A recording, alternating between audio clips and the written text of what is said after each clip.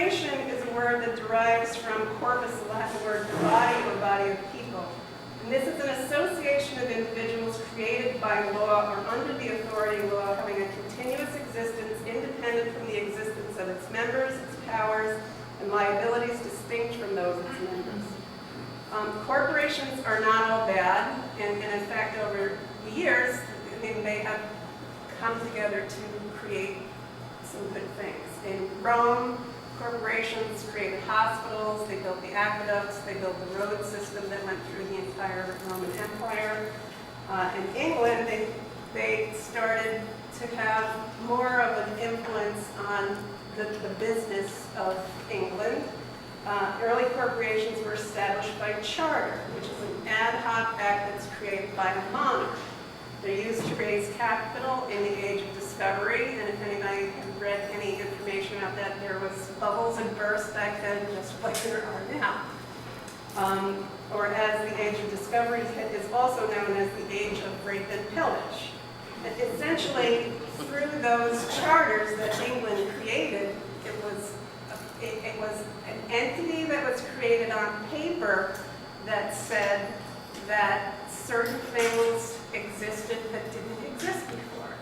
They created the East India Tea Company, which through charters colonized India, took over a country or various countries and entities that were sovereign unto themselves, and just by creating this piece of paper, they said, we're creating the East India Company, and you can now own this entire continent. The African Trading Company traded in what? They traded in slaves. Basically, by defining this in a piece of paper, a law that said certain people are designated now as slaves, they were able to create on paper and turn people into commodities that were bought and sold and created an instant slave economy. The East India Trading Company also was in America. All but two of the original colonies were created through incorporation. So our governments were basically started through corporations. So there's a distinct relationship between governments, which are organizations created on paper by people, and corporations, which are organizations created on paper by people. King George granted the colonies land through the charters. And the American Revolution did not start over freedom from tyranny. The American Revolution started as a grievance against the unfair trade practices of the corporation called the East India Trading Company that required that all goods come directly from England. So they set the trade policies, they set the prices, and if anybody's read any of the American Revolution, people wore homespun, and they did not buy anything from England as a protest against those policies. The document that frames our democracy is the Constitution. It says that all men are born equally free and have certain inalienable rights. It was written in 1787. There's two main actors in the Constitution.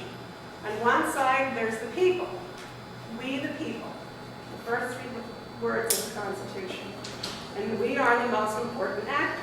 We the people come together to create a representative democracy. We the people have created a form of government.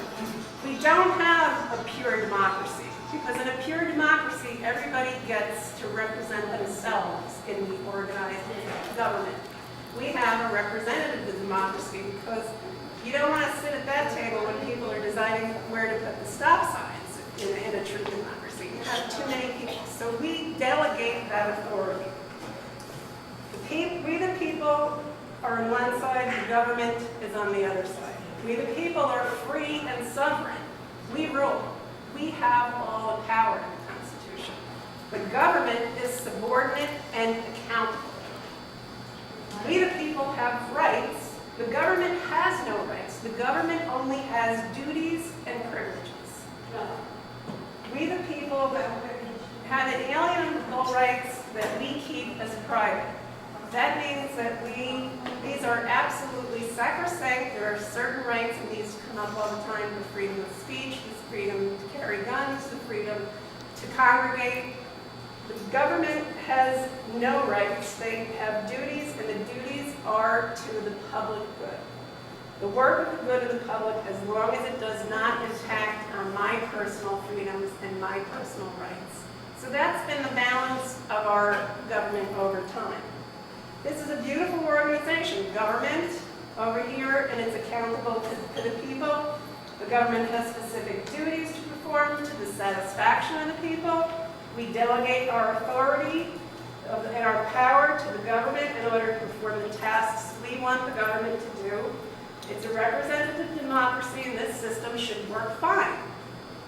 We should try that in this country.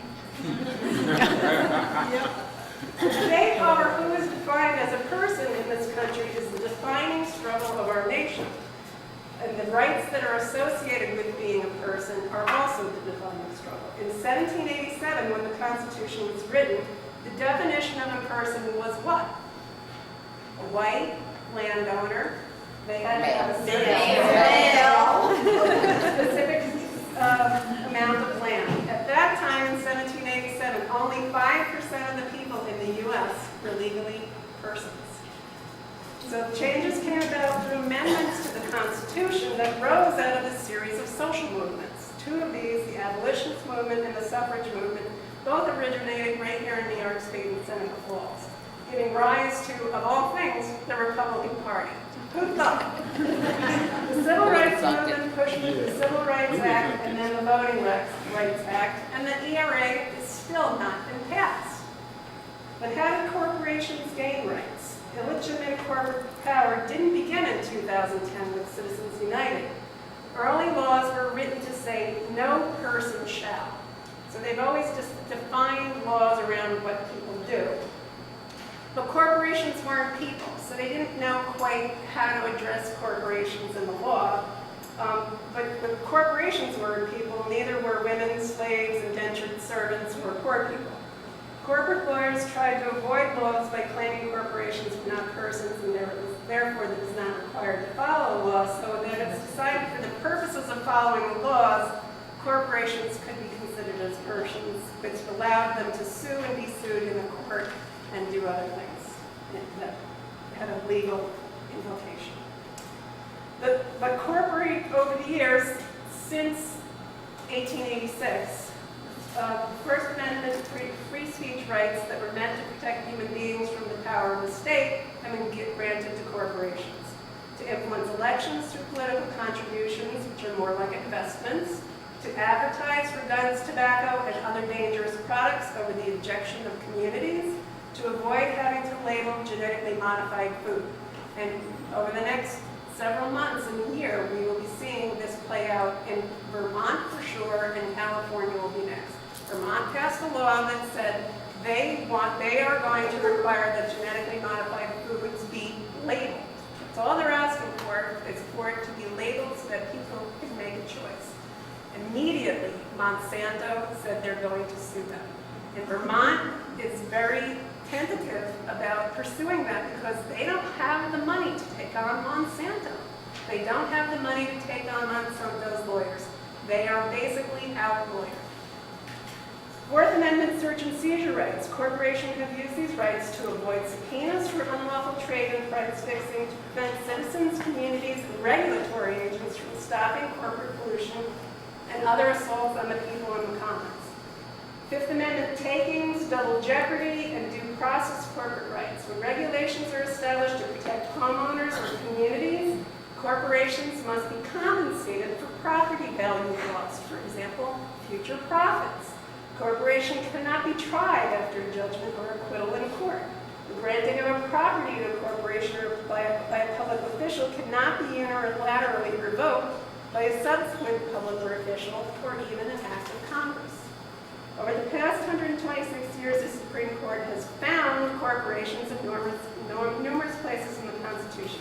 These findings gave rights to corporations, including many of the Bill of Rights.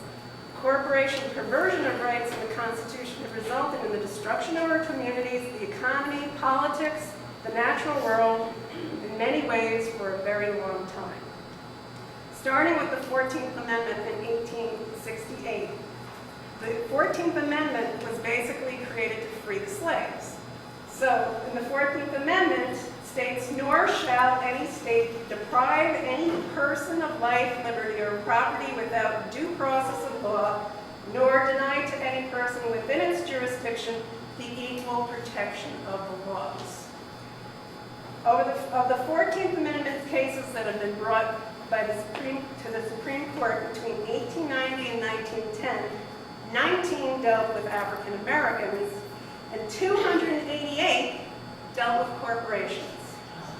Due process and equal protection, originally enacted to free slaves from oppression, were gradually extended to the corporations by the courts.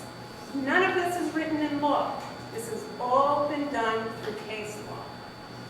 Corporations have used these rights to build chain stores and erect cell towers against the will of communities, oppose tax and other public policies, favoring local businesses over multinational corporations, and resisting democratic efforts to prevent corporate mergers and revoke corporate charters through citizens' initiative.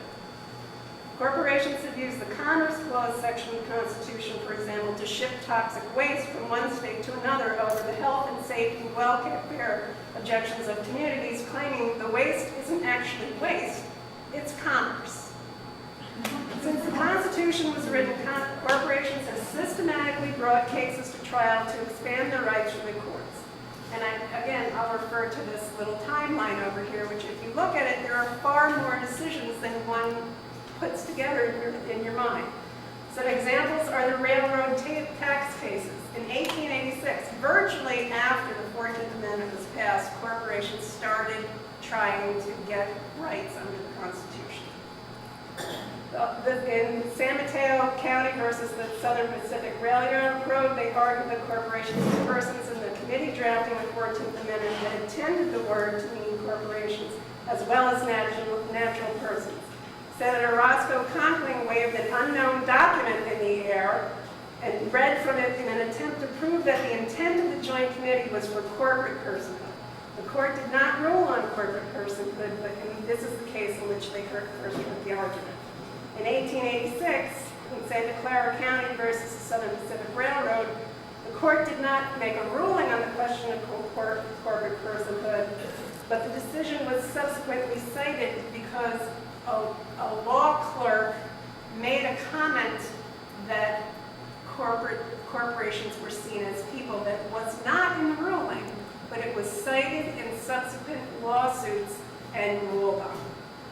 Pennsylvania Coal Company versus Mann in 1922, corporations got the Fifth Amendment takings clause that says, nor shall private property be taken for public use without just compensation. A regulation is considered a taking. Lewis K. Liggett versus Lee, the people of Florida passed a law that levied higher taxes on chain stores.